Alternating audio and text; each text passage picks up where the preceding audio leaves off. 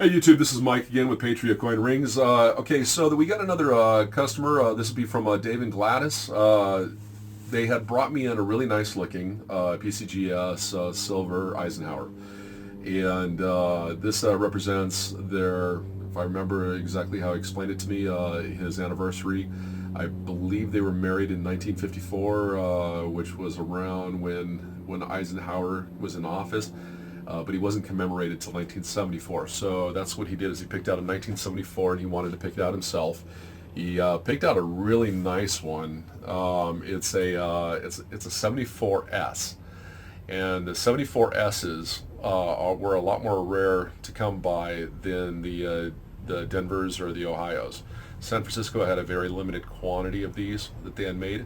Now, because the 74 has, or most of all the Eisenhowers are going to be very plain on the outside. He's not going to have a whole lot of detail other than the Liberty and the 1974 and the In God We Trust. So he decided that he wanted this to be on the inside part, and because of that, he picked. There was two that was made with Eisenhower. One was the Eagle Has Landed, which is our spacecraft that landed on the moon for the first time, commemorative on the backside, and the other one was the Liberty Bell. So he picked the Eagle Has Landed. Has a lot of really nice detail to it, and as you can see, it's in pristine mint condition, and it'll have a lot of really nice detail for him to really show off on the bling. So, and he doesn't want to patina this one, so we're just going to do this in a polished silver, and see how he likes it. If he wants to go ahead and change it afterwards, I'll be happy to do that for him for free and take care of him. But in the meantime, that's what we're going to be making right now. So let's go ahead and jump to it. Okay, so because he's given me a sealed package, we're going to have to crack this open. Yeah, let's go ahead and break this guy open.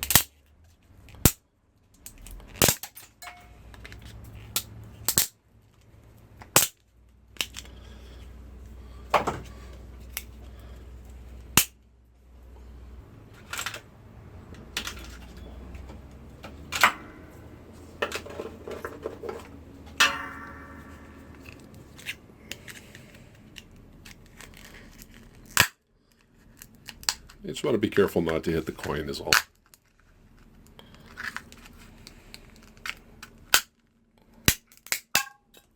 Alright.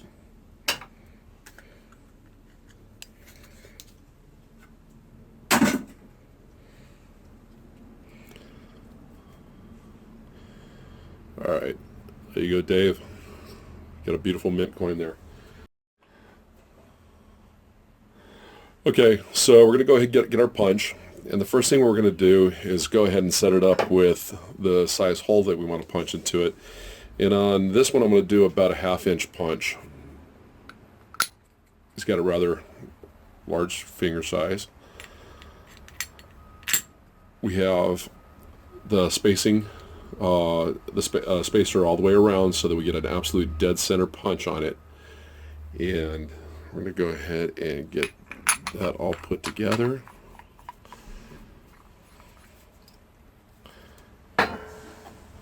Okay.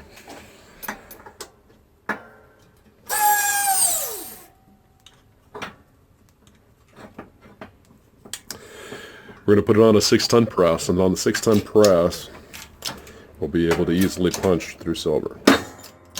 Okay, once you hear that, that's about, you don't want to go too much more on that, because you don't want to bottom out.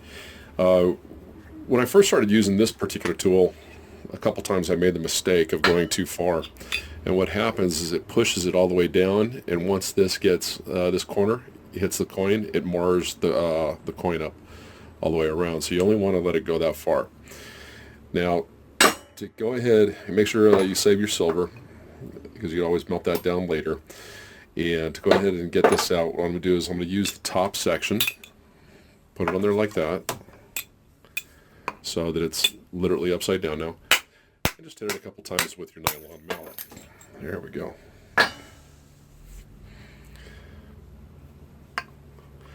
Sometimes with these, with a really nice mint condition coin, this is going to be a very, very tight fit because it's meant to go dead center on it. And so literally it could be pretty hard to get off. What you want to do is just go ahead and set that corner on something solid and pop it out like that. Okay.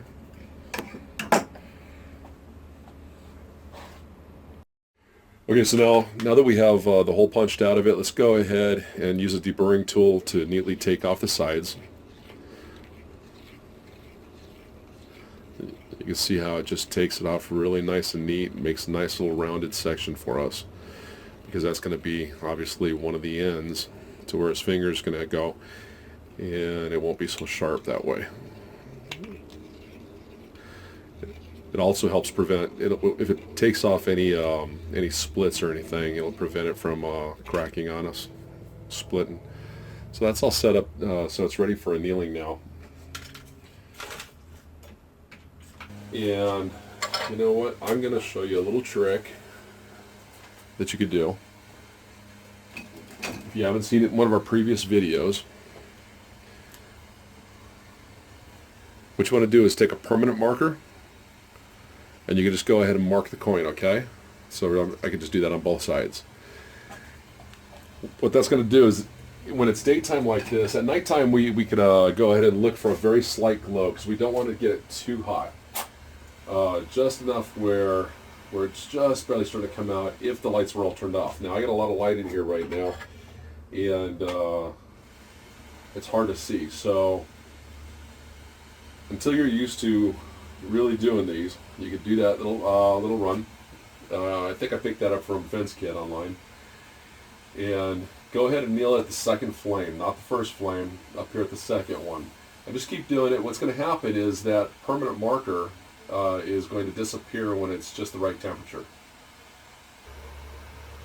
Alright, it's getting up right now, and you can see, look how the black has completely disappeared right now. And you can see how there is absolutely no black on either side. We'll go ahead and quench it.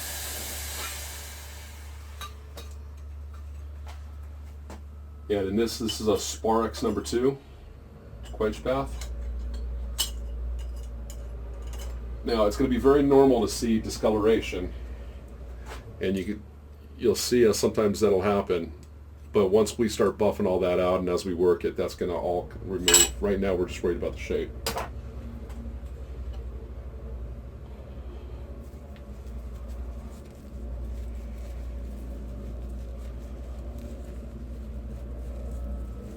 You can see a lot of it just wiped right off.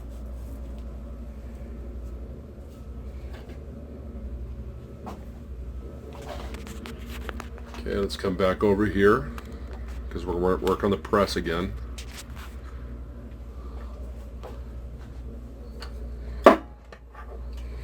And let's see, let's go ahead and start with a dapping block. Since this is going to be the outside of the ring, we're going to go ahead and put it down, face down. And let's go ahead and get one of my larger demo balls.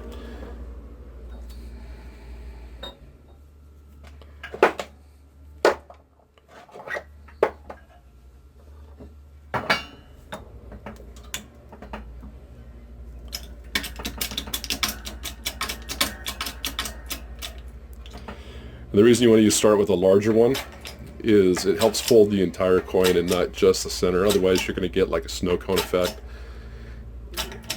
and it get kind of nasty looking.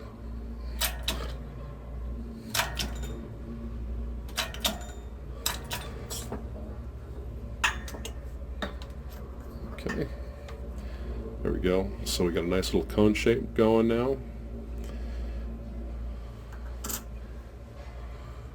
If you see, sometimes if it goes off center a little bit, you go ahead and just place it right back down there on its side like this, and give it a little push from the side.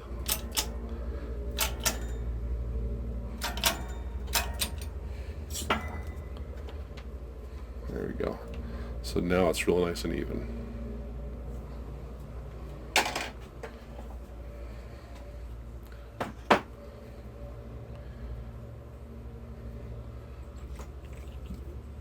Now, just in case in the pressing it split a little bit, we go ahead and shave just a tiny bit off.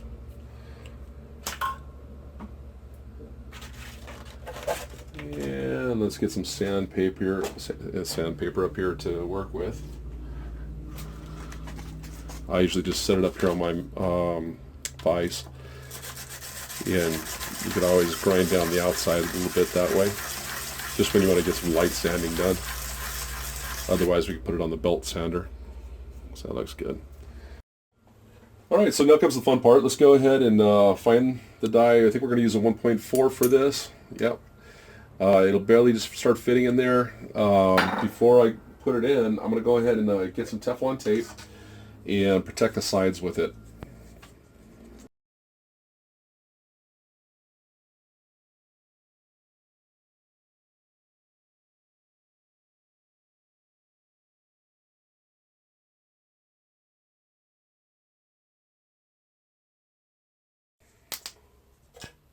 All right, I can't put too much on this one right now.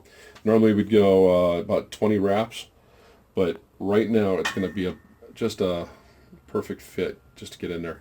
All right, let's find a push. There we go. And we'll get this started.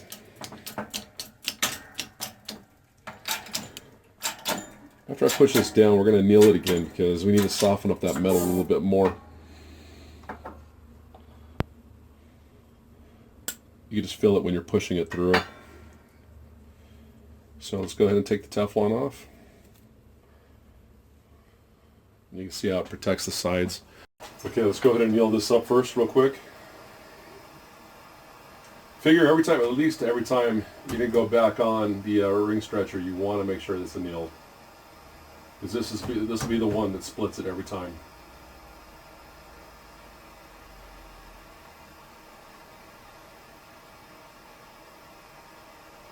We've done a real good job as far as leaving all the detail on there all the way around. What you have to watch for is when you're annealing, it makes the metal soft, and when you go through the Swedish press, a lot of times it takes the lettering and stuff and compresses it so tight that when I go to patina it later on, it really is hard to separate between the background and the foreground.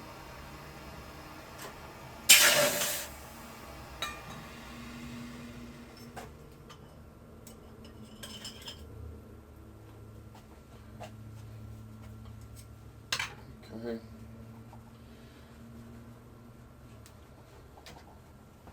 And we'll hit it with a little sandpaper first. Because even if there's a hairline crack in it, that's all it takes. And it happens so quick. You'll be stretching it, thinking everything's normal, and all of a sudden it just gives.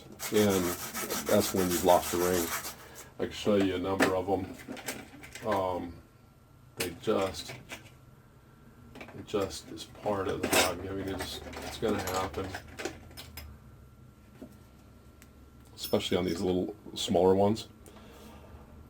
See how that actually splits. There's a larger split right there, a tiny split right there. There's this little split right there. This is almost very hard to see. This is un peso from Mexico, but it's got a tiny little hairline split right here. And actually I have to toss those aside. I'll try to rework it later on, the one with the little split, but it's probably going to get melted down.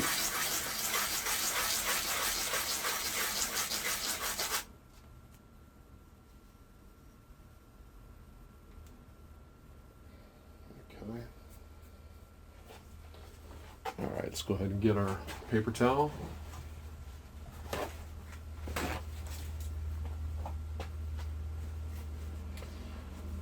This time I'm only going to do 2-ply, just so I can see a little bit better what's going on.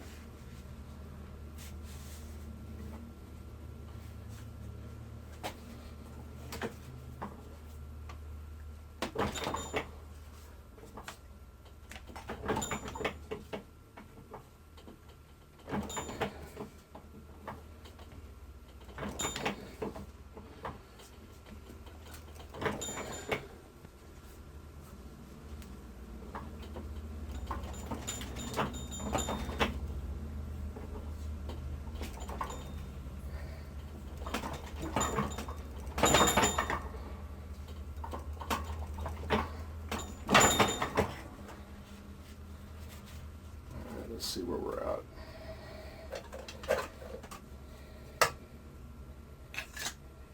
Okay, good. All right, so now we're back down to pretty close to about a 14. That'll allow me to, you can see this a slight bevel that's coming up over here on this coin, and it'll allow me to go ahead and press that down a little bit more and still have enough room to pinch the sides on.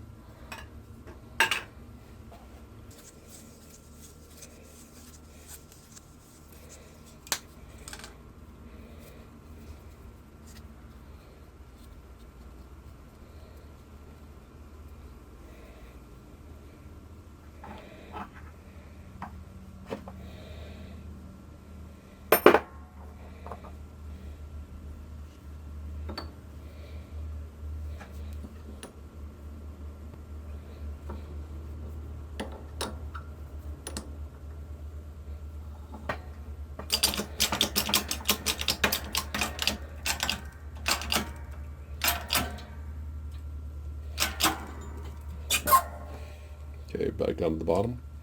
There we go. Now I'm going to have to probably open that up a little bit more, but now I've got a nice, perfectly straight.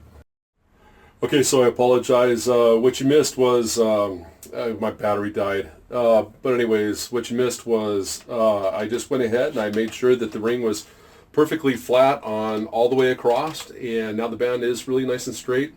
And then I put it on the speed drill in a mandrel so that I could go ahead and polish up the sides really nice, and that's all you missed. I went ahead and polished it up. So now it's ready to go ahead and bend the ends on it, and that's probably the most crucial point, because that's where people get a lopsided coin. If they're not perfectly center, it'll actually bend to the side and ruin. I've ruined a couple rings like that. So let's go ahead and do that. We're going to use a 25-degree angled fat tire press, or die I should say, and give it some Teflon on the sides just to protect the edging. It's not going to be much of a press, not like before, but still, you just want to protect those sides. Metal on metal just destroyed. Silver blues every time.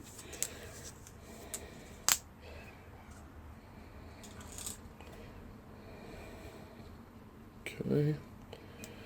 All right, that's on there just right. And with this one, let's see.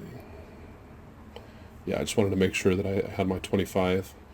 Yeah, it is 25 degree. I'm going to put it on here. Now you see when I put that on there, you see how it's lopsided?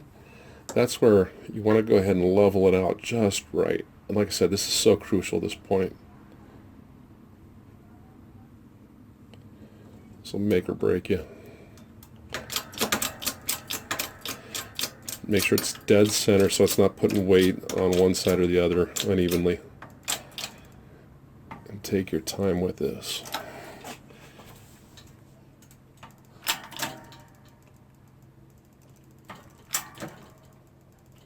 Okay.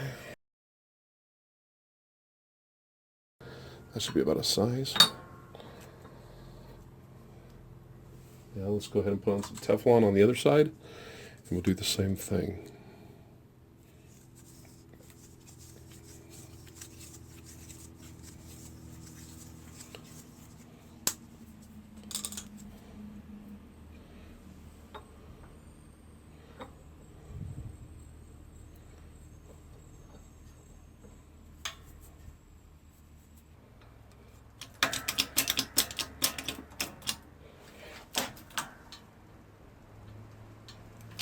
There we go.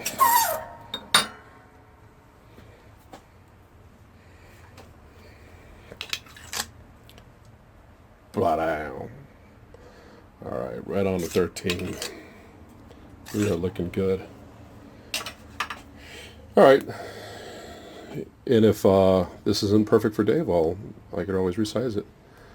So now to polish it up for him, I'm going to go with a mirror polish. My battery's going to die right now, so I'm going to probably end the video, and then I'll just finish it off with a photo up here in the corner of what it looks like after it's been totally mirror polished. So thanks for your order, Dave, and for those watching, I hope you got to learn something here. If there's any questions that you have, go ahead and write them down at the bottom of the YouTube channel in the comments section. And make sure you subscribe right down here at the corner and like us so that we know that you appreciate watching these videos. Thanks a lot for watching again, and you guys have a wonderful Christmas.